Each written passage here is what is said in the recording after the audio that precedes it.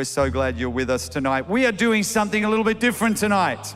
This morning I spoke about pain and what to do with it.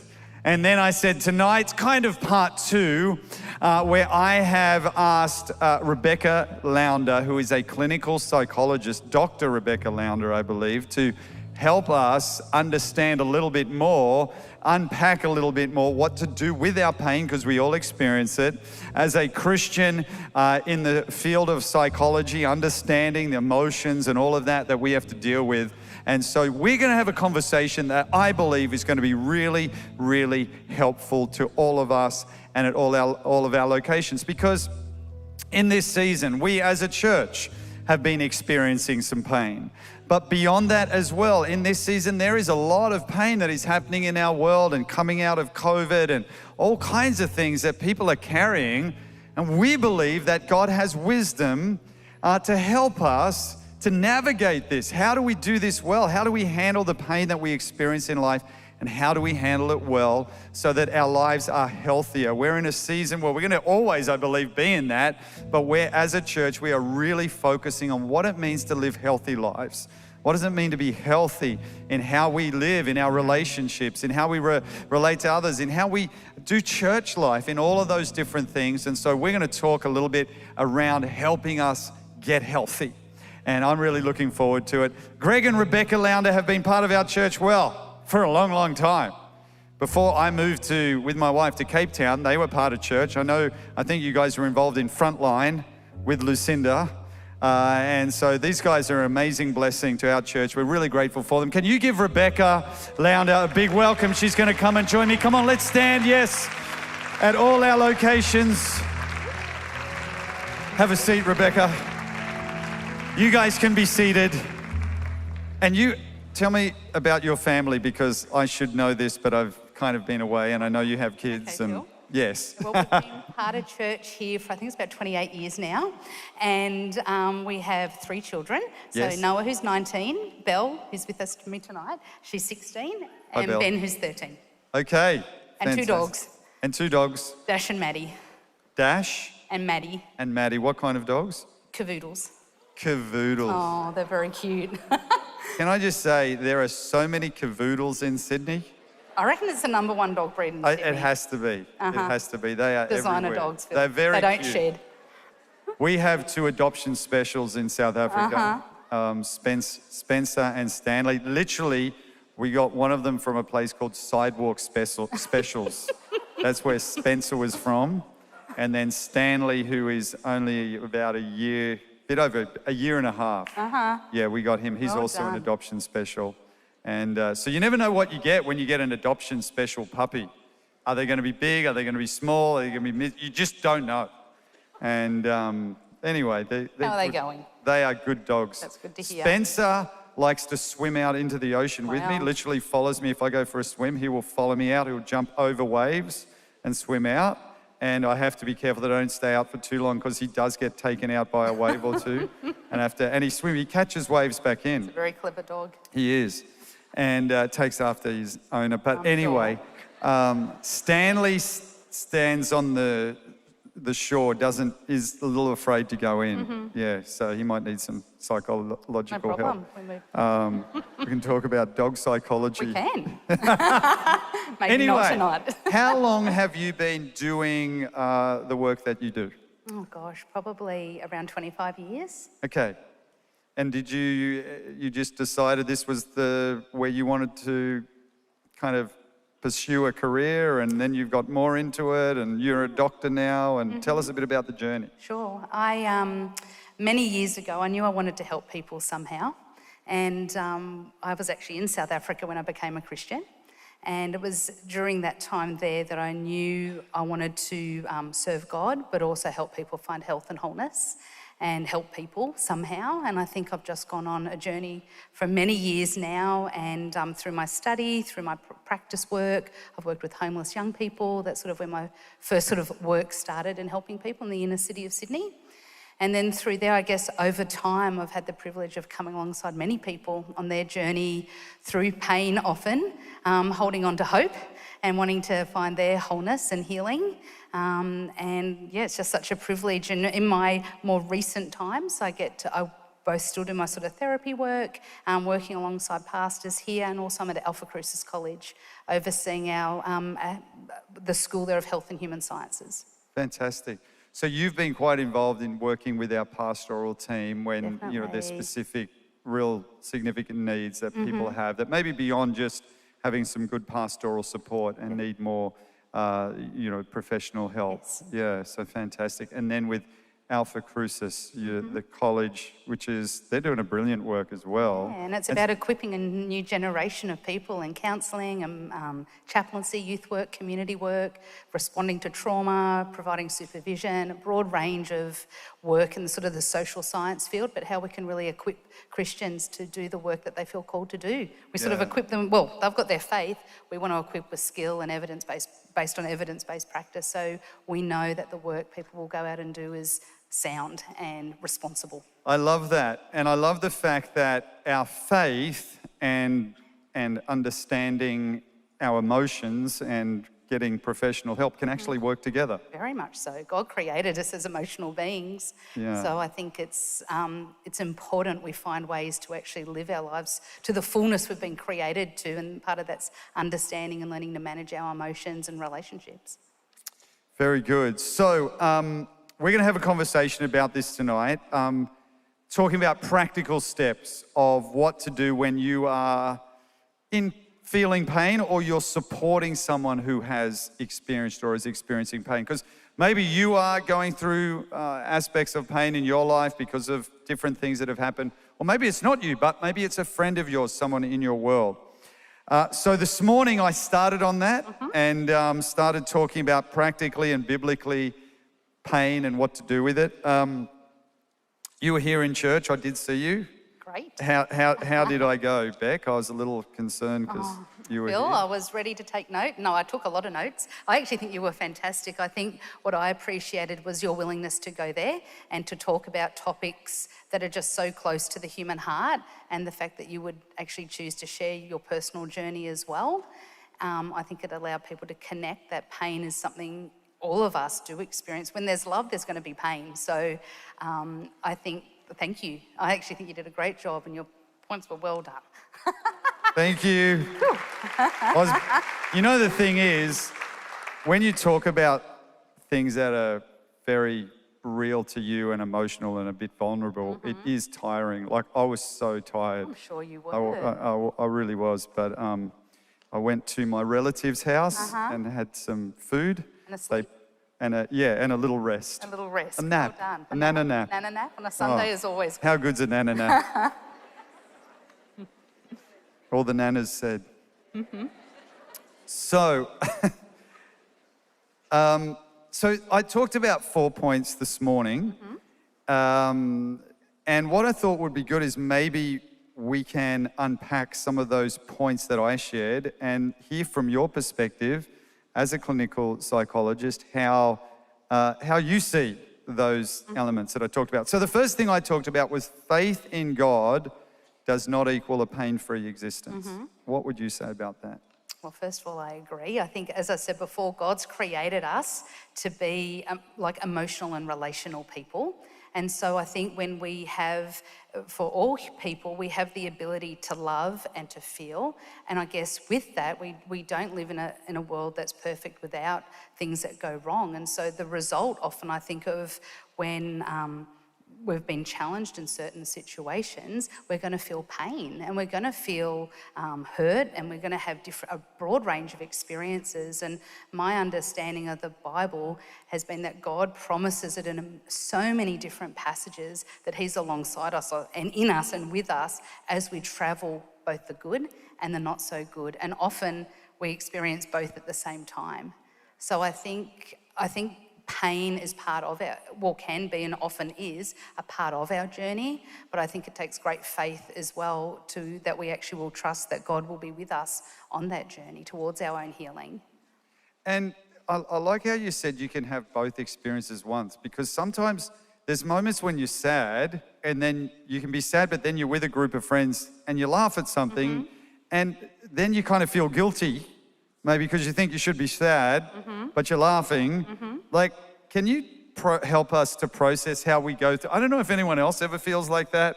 It's like, should I be sad all the time? But I'm sad sometimes, but then I have these happy moments and I feel like I really need them, but then I get beyond that and I feel sad again. Yeah, I think it's important to, the more we can go on a journey of our own self-awareness and we can start to notice the range of emotions we can experience at any one time is very healthy and very helpful for us. I think when we are experiencing pain and sadness, it doesn't mean that's an isolated experience. Often we have the rest of our lives, and that sometimes that pain will permeate to a broad range of areas, but sometimes we can also experience more positive or more pleasant emotions at the same time. And I think finding that space to be able to have multiple experiences at one time, even whilst one is in pain, can actually be very helpful because it gives us a break at times from some of that real challenging emotion. And what about when people maybe feel like blaming God? Because I think at times we're like, God, this isn't fair. Why is this happening to me?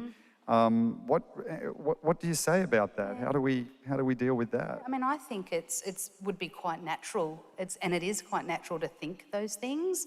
I wonder in those moments, so sometimes when we find ourselves in places of blaming or comparing or different things, sometimes it's also that we're maybe challenged or feeling uncomfortable or feeling a lot of discomfort or distress with the emotion that we're feeling. And rather than trying to work out where it's come from, it's helpful that we can learn to sit with some of that emotion and we actually start to understand that emotion, I mentioned before, being more self-aware. I think as well, learning compassion for ourselves is very important. It makes sense that we would feel those things and sometimes have those questions.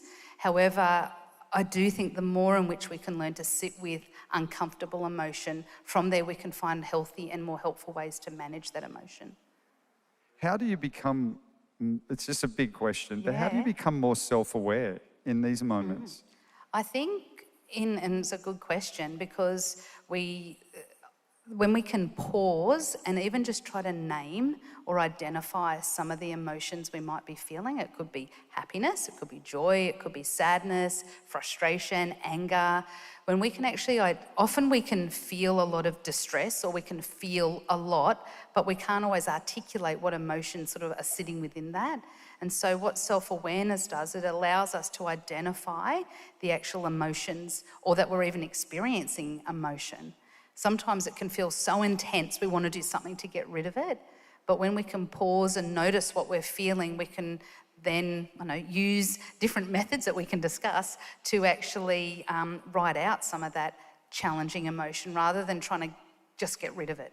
Because sometimes blame and even comparison is a way to just try to get rid of negative emotion or painful emotion rather than trying to write it out a little bit. And I think when we can write it out a bit, it talks to the resilience of the human heart and the human soul as well, because we start to learn we can manage difficult emotion. It doesn't have to overrule us. Sometimes it feels so big because it is intense. That though can't be compared to our capacity to manage that is something quite different. So learning how to manage what's going on. Yeah, and we're going to talk more about that. Okay, so the second thing I shared was some pain doesn't go away. And like Paul prayed, I talked about in the verse in Corinthians where Paul talks about prayed 3 times for this thorn in the flesh to go, this pain, but God didn't remove it. Some pain doesn't go away, but it doesn't have to control you. How do you confront your pain without allowing it to become the only thing you are focusing on? I think just what we were just chatting about, it kind of builds on that. And the next, like when we can start to identify what's happening, possibly even where that emotion might be coming from, which could be our interpretation of the experience that we're having. Often emotions are a result of the way in which we've experienced or interpreted or the perspective with which we would see different experiences. And so I think when we can sort of pause long enough to understand maybe where some of that emotions come from, and we can learn then to find more helpful ways to manage. And one of those might be, allowing ourselves to have positive experiences or even being able to be present and being in the moment while we are experiencing challenge and pain as well. Sometimes it's about taking a break and having a nice cup of tea.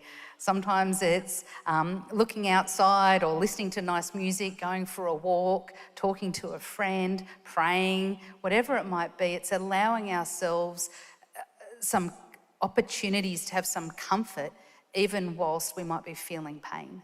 Having a rooibos tea. A rooibos tea, there's nothing like it. I don't know if and you a know. rusk. And a rusk. A rooibos is a very good tea, guys, full of antioxidants. Who's had a rooibos tea? Look at you all. Wow, that's fantastic. I love it. If you haven't, it's very good. With a little bit of honey, no milk, just a little bit of honey. And it's a very good thing. So you know about... I know about rooibos tea. Part of how you got saved. You had a rooibos tea, you thought, Lord Jesus, I need to find the Lord now. God made the rooibos tea. I need the Lord. Okay, I do have a side question. Yes. How does your husband ever feel like you are psychologically analysing him? And how does he cope? Maybe I should be asking Greg that question. Maybe many moons ago, we're very real in our house. Right.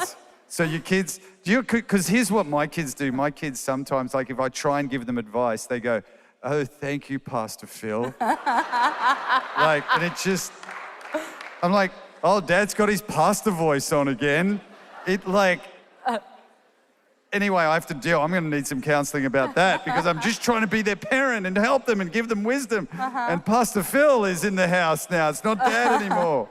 How do we deal with these things? Oh gosh, I think sometimes we have to really rein it back in sometimes and make sure we're a parent in the house. Yeah. Definitely. Well, I'm trying to be. Well, you keep trying. Yeah, thank At least you. you're aware of it. I'm You're aware of it, it. Phil. Awareness. So you're aware. Yes. See, it's a step in the right direction. My kids make me aware. They add to my self-awareness. They do. They ground us. Any parents know what I'm talking about? Any kids helping their parents with their self-awareness? Yeah.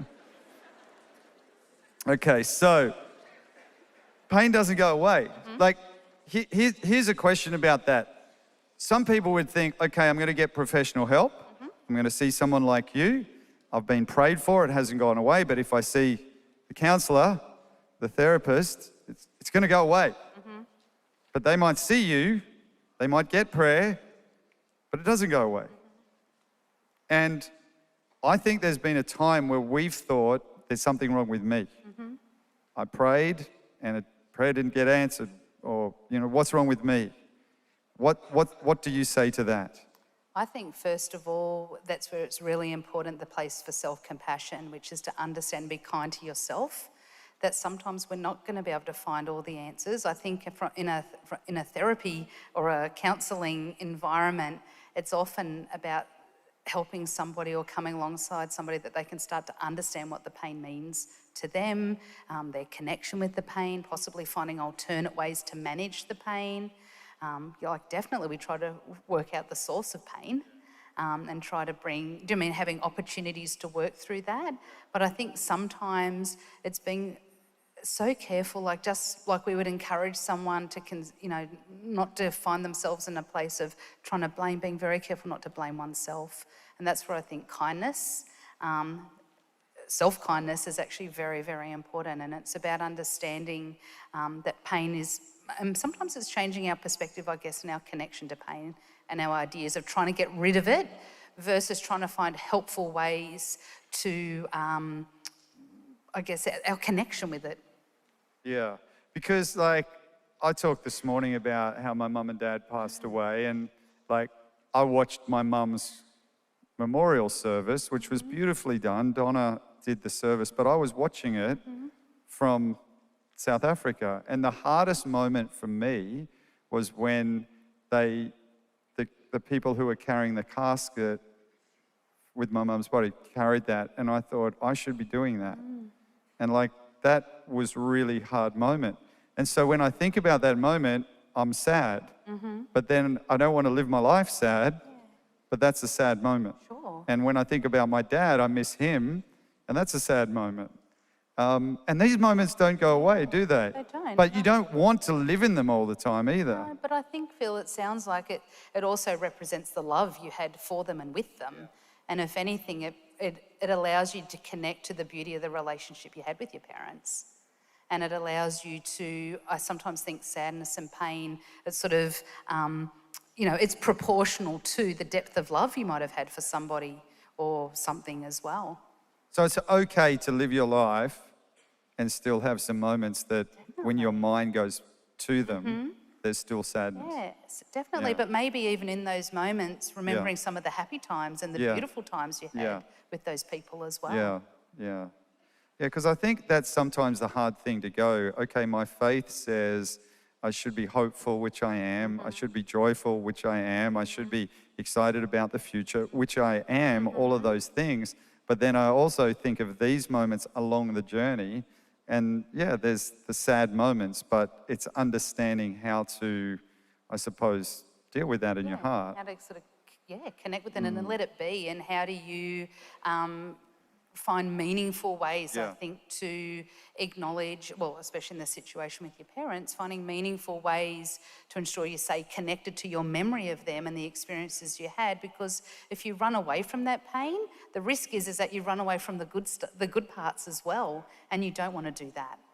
And I think, that, as I said, the pain, it's sort of, it's proportional to, the meaning those relationships have had. Yeah, and I know because my dad had a brain tumor, a glioblastoma, and so he had a slow process, which is horrible, until he passed away. But on the other hand, that enabled me to spend time with him.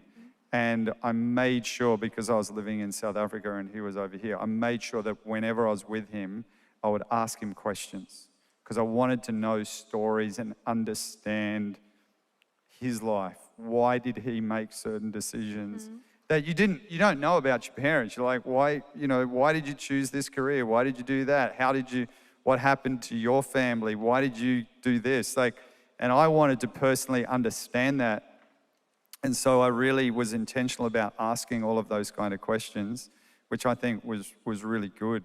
And that's and another helpful. thing you were able to do then with the pain, was find meaning. Yeah. Because it actually prompted you and it sounds like it prompted you and encouraged you to sort of ensure you did ask those questions and spend that quality time with your dad. Yeah. And that in itself then, it's another way in which out of that pain, and also with time, you know what I mean? Like, I guess you've found out other aspects of your dad and got to know him in a deeper way, because you weren't, instead of avoiding the pain, you sat with it and you're able to engage in a meaningful way. So that pain can actually prompt us in a good way. And motivate us. To engage, to connect at a deeper level, Definitely. to look at things beyond the surface.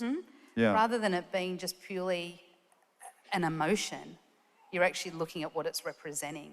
And that was, in your case, do you know what I mean, like the love you had for your parents? We're just having a counselling session up here, guys. So you're all joining in. All right, number 3. We often hide our pain or deny it, even to ourselves, because we don't want to show vulnerability. And I talked about how for guys in particular, we physically hurt ourselves. The first thing we do is we just get back up and say, I'm fine. We may have broken most bones in our body and be in absolute agony, but the first thing that comes out is, I'm fine. Maybe we just add another little word in there, I will be fine. I will be fine, So what are some ways you've seen people try to avoid processing pain? So people avoid it, and why is that destructive? I think any of us can want to avoid pain. You sort of think back to those first memories of the Band-Aid being ripped off. Like, we're doing it for your kids. It's like, you don't want that experience. However, I do think what can happen is that when we sometimes can doubt our capacity, I think, to manage pain. It's not a pleasant experience. And we live in a world, I think, where we're often accustomed to the idea that we can avoid pain if we think in a real practical way. Often in any kind of moment, if we feel discomfort, we find ways to get rid of it. If we're cold, we put on a jumper. If we're hot, we take off a jumper. If we're hungry, we eat. We don't often sit with a lot of discomfort in a modern sort of world. We're taught, even with technology, like if an app's not loading quick enough, we change apps. Like, I know it's not a lot of discomfort, but it can be annoying. And so we can, through the process of that, we can start to learn that avoiding pain or avoiding discomfort, like, is worth it. And I guess what can happen when there's emotional pain and even physical pain, we can find ways to avoid it because we either might doubt our capacity to be able to manage that pain. We might be concerned what other people would think of us because we aren't like perfect maybe, or we might be upset at ourselves that we thought we were going to be able to do things and we can't. And I guess that's where the point of vulnerability comes in, is that that's acknowledging that we need the support possibly of another, or we need help. But I guess, back on your question, we can avoid pain for many reasons. But I think what it is, again, that's where self-awareness is so important, because if we can, or self-reflection, if we can pause and seek to understand what it is we're trying to avoid, that can be helpful. I think in the last couple of years, so many people have experienced pain and distress, and we see so much on the TV, even at the moment when we're sort of looking at issues from natural disasters to war. There can be so much we can be exposed to, and I think that in itself can really impact the human heart after a while. I mean, when we look at issues around trauma and distress, the human heart can sometimes feel like it can only take so much. And I'd say, even with how much we see and how much information we have access to, we sometimes need to monitor that as well. However, at the same time, we can also find ourselves in a flurry sometimes, I guess, with pain, with distress, with being overwhelmed, and we think we should be able to manage it, or I've prayed and it should have gone away, or whatever these sort of rules are that we have for ourselves that shows us that we should be beyond distress or be beyond pain. That if we're faithful enough, we should be able to be. But really, we have to be so careful with those shoulds and musts we put on ourselves to actually find healthier ways to actually acknowledge distress, pain, trauma, whatever it might be, and then find healthy and helpful ways, be it developing things for ourselves or reaching out for support. Yeah, because what I find is that we all experience pain. That's the reality. It doesn't matter who you are. There's going to be different moments in your life where you have to deal with pain. But we don't want to be vulnerable sometimes because we can feel like I'm the only one. Mm-hmm. So we feel a little bit ashamed, like no one else seems to be dealing with this. I'm the only one who's dealing with this. Maybe there's something wrong with me. I shouldn't really tell anyone. I should just get over it. Everyone else seems to get over it. Why can't I get over it? And so, sometimes there's a shame associated or a feeling of weakness. And then we try different things to numb the pain. So, we go to things that are self-gratifying, which could be alcohol, it could be drugs, it could be pornography, it could be a lot of different things, which, because we have pain, we're trying to deal with it somehow, but we go to these things, and then sometimes we feel more pain. Definitely. And we feel worse, and then we don't want to tell anyone because it's just like more and more shame. And how do you get in a cycle like that?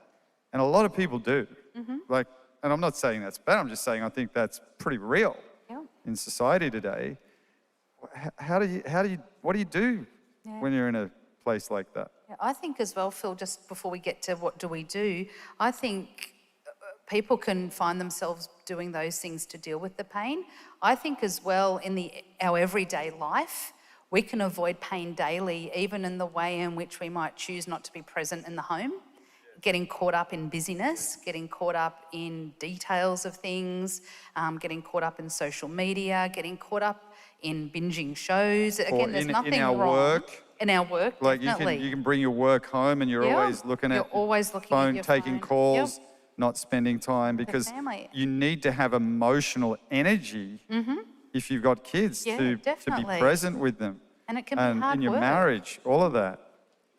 Definitely. Yeah. And so you can have, and then again, there's nothing wrong with watching, I always say the thing about binging shows, there's nothing wrong with watching a whole lot of shows, but if you're doing it and you're not even aware, you're getting caught up in it. My hand's up. Yeah, it's fine, I'm a binger. I will watch like the latest Drive to Survive on Netflix is out, and I'm okay. a big fan. Anyone else a fan of that one? Yeah.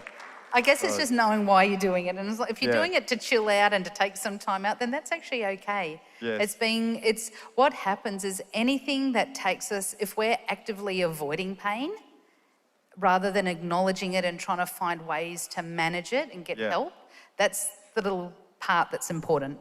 So if you notice, okay, I'm doing some things that I know aren't helpful, yeah, and it's going, why am I doing that? There's something I'm avoiding, something that I need.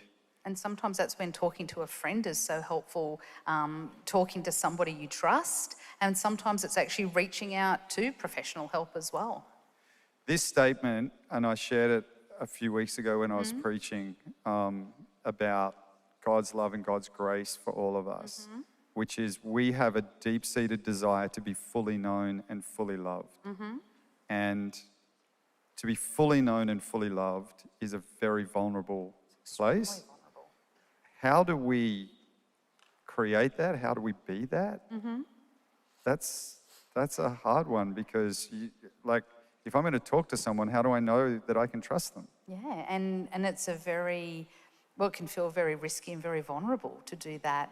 And I think it takes a lot of courage and for a person to be very brave. I think trust builds over time with other people, and it can be through friendship, it can be through sort of marriage or partnership, it can be in a broad range of ways in like a community that somebody might be a part of. I think it's understanding what does it, like a person, it's important we need to understand what trust means for us and with the other person that we're learning to trust with. And again, it's sharing parts of ourselves, but not having to share everything possibly to start with, but it's actually saying, what do I need even to build trust over time? So that takes time. I think that time is a big one. Like I have one friend who, we've known each other. He went to Castle High, which was a long time ago. That's a long time Does anyone know where Castle High School is? It's just opposite Castle RSL, next to Castle Bowling Club, down the road from Castle Towers, in Castle Street, Castle Hill. Anyway, we're still mates. It's great. Over many years. He is a Christian. He's been in ministry. He's not in ministry now, but he's not in our church. But we would say he's a friend who knows everything about me and loves me anyway. And there's only a few of those friends. There's only going to be a few of those ever. But that's taken years of just being that for each other. We don't see each other all the time, but we actually have in our diary a time when we're going to call each other and just talk. Yeah. And that's a very unique friendship, but it also sounds like you've been able to really, again, over time, build that. Yeah. Yeah. And you've had to, my guess is there's been a to and a fro of learning what it means to trust each other. Yeah. And it was something we both had to commit to, because you can't be into a relationship, friendship, connection like that if the other person's not going to commit to that at the same level. It sounds like that mutual commitment to the friendship's really important. Yeah. So how do people develop things like that? Like, I believe church should be that place. Definitely. Like, where you find those friends. This friend has a faith that, like, we're both full on love Jesus. So, and we're committed to each other finishing well. So that's kind of the goal. That's wonderful. And I think that in itself that's some good keys for people already. I think in a church community, sometimes it's going to commence with maybe a common interest that you might have with somebody, and that's how you first get to connect. Do you know what I mean? And then it's again longevity and it's experiences that you share, that shared experience when we go through different challenges of life, how we're there for each other, and that faithfulness of friendship is where trust grows over time. It's even discussing what does trust mean with each other. Do you think you have to initiate it? I think it takes a lot of effort. Yeah. You got to be intentional about these things, don't you? Extremely intentional. And again, when we're intentional, we're present and we're intentional, and you have to put in, it does take, now sometimes it happens quite naturally, but at the same time, for a relationship or a friendship to become even more transparent or for there to be a greater closeness, that takes vulnerability. And so that vulnerability can take time. And I would say it's appropriate that it takes time. Do you think if you're trying to protect an image, you're less likely to do that? I think if you're trying to protect an image, if that's a possible then barrier between honesty and vulnerability, well, then it would become a possible problem. Can I just talk to you? This is like, I'm going to talk about pastoral world, okay? Because when you're a pastor, it's kind of a weird world, all right? Just know, whatever you do, it's awesome, but pastors sometimes have a weird world. And here's what I'm going to say is you get people say to you, and it is greatly appreciated, things like, man, you've changed my life, okay? Text message, something like that, and it's so appreciated. But you know, the thing is, when that happens, you can start to believe, I really changed someone's life. Now, if you're a fantastic accountant, you don't normally get a text on Monday or Tuesday saying, you changed my life. And maybe there should be more accountants who get that, you know. Shout out to all the accountants, Stephen Crouch over there, you've changed my life. But sometimes when you're in a public profile role, and I'm just talking about this, you can start to believe that, oh, that feels good. I need to, that you feed on that and you need that. And it can be dangerous. Can be. Yeah. And I think that's when, number one, you've acknowledged it. Yeah. So that's where self-awareness again. You know, when we can be self-aware, then we can self-manage and look after it, but we can also maybe take it to that trusted person to even be able to say, I notice I'm doing this when I get these sorts of messages. And so therefore, again, there's nothing wrong with praise and gratitude from other people. That's encouragement. You need it. We all need it. We need encouragement. However, it's the connection we have to it that's really important to consider. And when we're trusting that possibly, or needing that more than possibly our relationship with God or the friendship we have with another, that's when it can get a little bit problematic. Yeah, and I think you can see that with social media, for example, when it's like, man, I need to have likes, I need to have my profile, I need to have my followers, I need to have all of that. Again, you know, that's something, how do you deal with that? Well, I think, again, it's acknowledging what that means. I think when a person can be grounded in who they are, and when you can have a strong sense of identity in who you are in God and who you are as a person, what your values are, you have this internalized sense of knowing who you are. The need or the sense of gratification from likes and that reduces, because it's not like you're needing that to say, hey, I'm great or I'm good or whatever it is. It might be, oh, that's encouraging and that's great to hear, but our connection to it would be different. Yeah, and again, it comes back to, that's to me why our faith is so powerful, because when my identity is secure in who I am because of Jesus, it doesn't matter. You know, other things that try and creep in and become what gives you your value and your worth, they don't matter, because you know you're already valued and loved by God. And all that Jesus did was because of his love for you, and you live from that place. It's a very freeing place. Definitely is. Yeah, it's amazing. Okay, number 4, having the courage to confront your pain will ultimately bring freedom. I talked about that. How do you know when you are free? Okay, because I think that's a big question. It's a really big question. And how do we help people we love who are in pain while also maintaining boundaries? Because sometimes people can be in real difficulty and they're just kind of there all the time and can be overwhelming.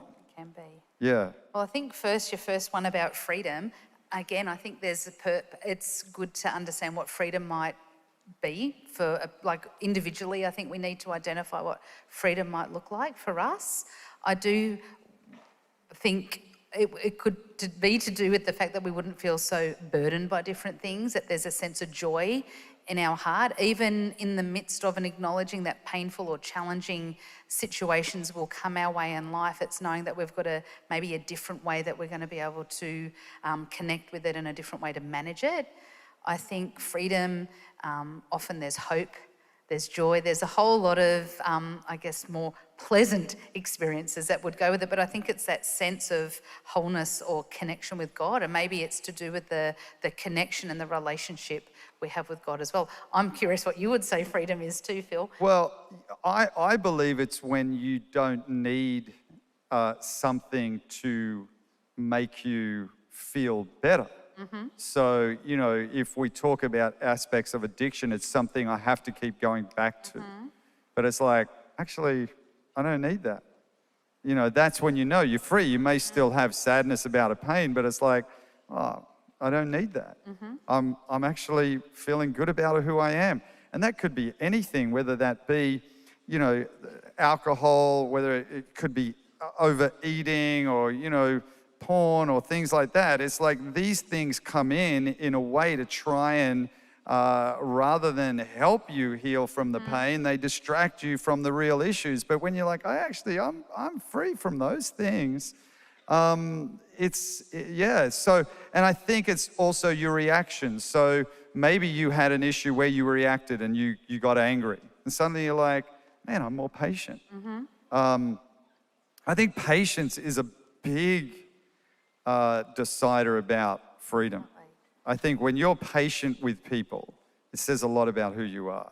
Yeah, and I think within that comes often that skill as well, learning to self-regulate, because rather than in that moment of getting sort of agitated or whatever it might be, you're sort of pausing in the strength, that strong emotion, and you're choosing to ride that out, and then you're developing patience with that. Not reacting, not trying to prove things, not needing the approval of others, feeling secure in who you are. All of those things, you start to feel you've got this peace about who you are. I was going to say peace is so important. Yes. Yeah, you're not agitated, you're not on edge, you're not kind of annoyed at little things, you're not getting frustrated. And sometimes, because that sounds sometimes like, how do I do all of that? But I think sometimes it's even noticing that. So it's noticing distress and choosing not to react to distress. But even when we can notice distress, that's self-awareness again. But when we can notice distress, we can choose how we're going to engage with it. We actually have the capacity to go, am I going to get agitated, frustrated, annoyed, angry, or maybe, although I might want to have an outburst, I'm going to actually try to pause and actually try to ride that emotion out a little bit and make an informed decision how I do want to engage, and how I want to respond to my kids when they're asking 100 questions at once, or how I'm going to respond to a boss at work, or whatever it is that we're needing to respond to, or when we're feeling pain, how am I going to choose to sit with some of that challenging emotion yet still try to have my day? Yeah, I feel there are things that help us with this. So I would say, really understanding my relationship with Jesus. What does that mean? What does he say about me? So understanding that's key. Having the right friendships that are honest, real, and loving, and I can share, and they can, and it's trusting and confident, and there's confidence. I think daily rituals. So I'm kind of a bit of a intentional discipline person because I felt I had to. Because I talk about my mum this morning and, struggles with mental illness, and I wonder, could I go there? And I feel like I could. And so there are things that I do. So I get up and I have a routine where I will work out, and then I will go and jump in the ocean, and then I will read my Bible. And I have this routine that I continue to do as regularly as I can, because it just sets me up in a good mental state. Routine is foundational to well-being. Yeah. Routine and regular practice is actually so important. Okay, so I'm on the right track. Good. Margin, so how do you help people? You need margin, I think, who you love, but they're kind of coming at you with their pain. Yeah, look, I think, again, we're created to be relational beings, so we're going to be in relationship with different people, and at different stages we will experience different pain, or the people around us will experience pain, and it's about how we come alongside people. It's not our role to sort of take someone's pain and say, hey, I'm going to take it all for you. It's about how can I support you as you learn to manage it. And I think that's where you mentioned before, boundaries are so important, because again, and what a boundary would mean in that sense is, how can I help you, or how can I help you right now? I can help you, in the evenings, or I can do things practically on a weekend. I'll text you, in the mornings to check in on you. But also it's about working out who else might be in that person's support network. Because again, relationships are usually more than just one-to-one. We have relationships with a range of people. And then sometimes with that, depending on the situation that a person's experiencing, sometimes we do need more support for a period of time, or possibly for a long time. And it's understanding and pausing long enough to work out what the support network for, what support network I might need in a particular time in my life, or you might need, or other people might need. And the thing is, there are also others that can help. Definitely. You don't have to take it all on yourself. Yeah. There are some people who are very empathetic and they want to help. Their heart breaks, but maybe there's only so much they can do. And like our church has so many courses that can help people with, marriage, the pastoral care team, marriage, raising kids. If you've been through the pain of abuse, divorce, all of these different things. We actually have courses for all of that. So you don't have to do it all yourself. There are people you can point others to and say, hey, I think you need this, or a professional counselor as well. There are so many things we could talk about. Like I was thinking about, when you're controlling everything, how some people is like, I got to control everything in my world, and that's unhealthy, and I need to learn to be patient, I need to let go, and I need to trust.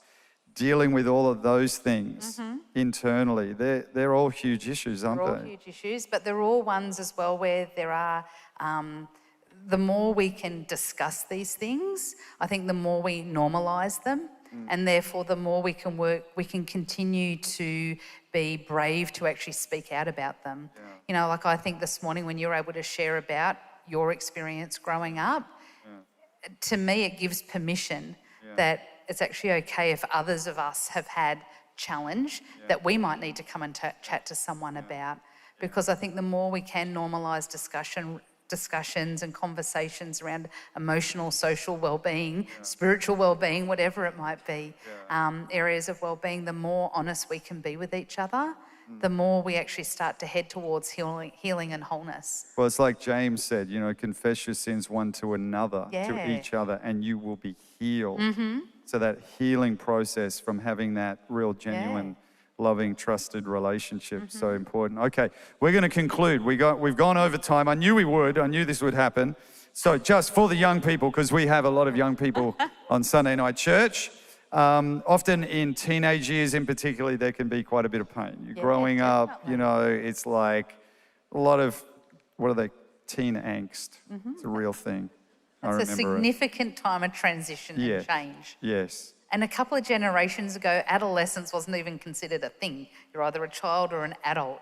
And in the last few generations, we're really identifying that adolescence is a significant period of time for young people. Yeah. And it's actually so, so important for young people to be seen, to be heard, and to actually find support and have people believe in them. So what about if you're here tonight and you feel like, I don't know if I could talk to my parents, but there's things I want to talk about? What is there available for young people? Yeah, look, there's a broad range of things, and sometimes at home it could be about maybe getting to have other experiences that are pleasant with family members, such as at least watching shows together or eating together or spending quality time, even if you can't quite talk to parents yet. I do think as well it's important for young people to know there could be youth leaders, there could be people at school, there could be other trusted adults in their life that they could talk to. And then again, if a young person does come to you and you might not have the answers, it's about how we can together find those answers and find the people to talk to or find the support that they need. And can I say, that's what I love about church, is that church is a multi-generational community. So there are older men and women who can be trusted advisors, mentors, whatever term you want to use, for young people who are saying, man, I need someone to talk to, but I'm not sure who there is, but church can create that environment, and I love that. I love that as well. And I think as well, possibly there's the way in which then we can help where if home can be a place where parents can be talked to. Maybe it's about then learning to talk together and finding ways in which families can communicate more with each other. Yeah, beautiful. How do you look after yourself in seasons of pain? So particularly as a teenager, we're talking to young people here. How do you look after yourself? Oh, look, I think, again, it's understanding what you need for you and healthy ways to look after your heart, healthy ways. I think boundaries and learning how to establish boundaries is very important. And also then finding ways to engage and have healthy and helpful ways to communicate with other people, be it friends, be it leader, like a youth leader in a church context, to a teacher. Yes, finding those people. And final question, what can we do this week to take steps forward if we are dealing with pain? I think Practically. Oh gosh, there's many things. But I would say one is just, first of all, thinking about what we've discussed tonight and working out if there's what is one thing you could do. I would encourage people that even just pausing in your day to be present and learning you can be present, and that might be like when you're having a cup of tea, your rooibos or your Earl Grey, whatever it might be, that you actually even just savor moments. Just be present in different moments, like pause sometimes, even at work, to think what's something that you really are enjoying about work. When you're at home, like taking moments just to engage in your day, I think could be something really good to actually do. I mean, just those simple things, be present. If you need to, I also do a little bit of journaling just to write down what you're feeling, and sometimes just to help your mind get clear. All of those things I think are really helpful. And we just want to say to everybody, hey, whatever your battle is, you know, God places us in families so we don't have to deal with it on our own. And I know for some of us here, it might be overwhelming to think you could talk to someone. But the reality is, I believe God has placed you in a church family where there are people who you can trust, who you can be confident that they will keep your confidence and that love you. And all they're going to do is help you to find freedom with regard to whatever that pain is that you might have, because God puts us in families like that. And when we understand that and we know His love towards us, it really can bring about significant change in our lives and help our lives move forward. And I pray that we will be a church like that, and we'll continue to be like that, and we'll continue to grow in that, because all of us are on the journey to being that kind of friend for somebody, aren't we? I want to be that kind of friend for others. Anyone else? You know, I mean, I may have some pain, but I also want to be someone who others who have pain feel like I could trust Phil to talk to. And, you know, he's going to have my best interests and want the best for me and just want to see me healed and whole. That's what we want for each other, hey? Definitely. And if we need professional help, what do we do, Rebecca? Look, I think going to your GP is the first protocol, because they can refer you then to a psychologist or counsellor and help work out what your next steps could be. And even, you know, like recently, like out of COVID, and that the government have actually put in a lot more resource to mental health support through different initiatives, but also through sort of psychologists and other places. So check in with your GP or your doctor, and from there you can get sort of a referral to see somebody. Beautiful. And make use of those services. We're trained, we're equipped to come alongside people in their pain journeys. And I love that there are people of faith like you who are in this space, bringing both, you know, the God element to it and also the practical understanding of how to deal with this, plus all our different courses that we have as a church, which are available and there for people to go, hey, I need help. And they are a key part of what we do and who we are as a church. So fantastic. We could have talked about a whole lot more, but thank you, Rebecca. You have been amazing. Come on, can we stand and thank Rebecca? You're awesome. And where's the guys? Here's Dave. We're going to worship, and then we're going to pray and conclude tonight. But I hope it was helpful. It's a different kind of night, guys. But I hope tonight has helped you in some way with regard to whatever you may be experiencing, whatever pain may be going on in your world, that you go, you know what, there is hope for me. Tonight is a hope-filled night knowing that whatever we're facing, it doesn't have to take you out, it doesn't have to, mess you up, but you can find freedom through Jesus, through church community, to bring healing and to move forward. Amen. Hey, look, just before we finish, I just want to take a moment, because tonight's about being real. And I'm glad we are being real. But one of the things we really need to come to grips with is, where do we stand when it comes to God? And what I want to say to you is that you're not an accident. God actually really, really loves you. He actually chose you before He even created the earth. If you think about it, He's been waiting a long time for you. The challenge is that if we are going to be honest, we've sinned. We don't need our arms twisted or anyone to try and convince us. We know we have. Deep down inside, we know there's something that's broken. And that's sin. And sin's actually separated us from God. Phil talked about an unconditional love and an unconditional acceptance. All of us have that, and yet we can't find it anywhere. It's because you can't find it in people. You can only find it in Him, in God. But because sin has separated us from God, there's no way for us to connect with God. He's up there somewhere, and that's how most people know Him, when in fact He actually needs to be in here. And this is the good news.